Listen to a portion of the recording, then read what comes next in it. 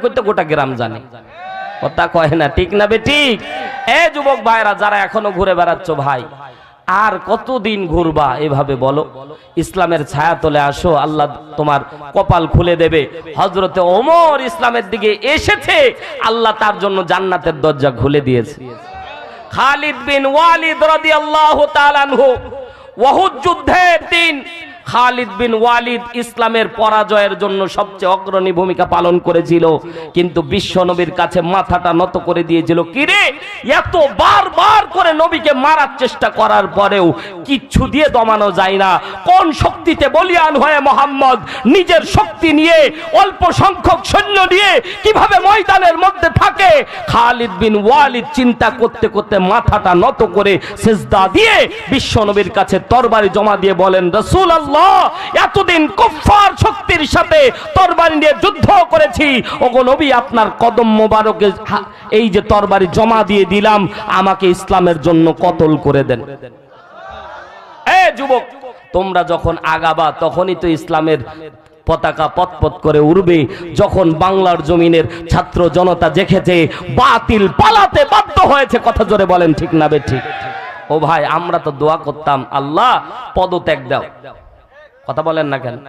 দেশ ত্যাগের দোয়া কেউ করেছিলেন ভাই? কেউ রাজনীতিতে কথাগুলি মিলাবেন না, বোঝানোর জন্য বলতেছি।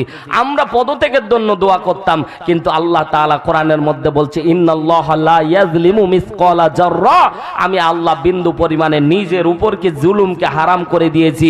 যারা জুলুম করে আমি তাদের কাউকে ছাড় দেই না। এরশাদ সরকার জুলুম করেছিল, কিন্তু চূড়ান্ত জুলুম না করার কারণে এরশাদ সরকার বাংলার জমিন থেকে পালায়নি। এরশাদ সরকার বাংলার জমিনেই ছিল, কিন্তু স্বৈরাচারী শাসক বাংলার জমিনে মুসলমানদের রক্ত নিয়ে সিনেমা খেলেছে।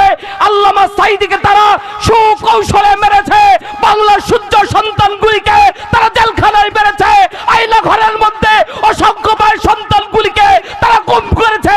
কথা জোরে বলেন ঠিক না বেঠি? আল্লাহ রব্বুল আলামিনের কাছে দোয়া করতাম, আল্লাহ পদত্যাগ দাও।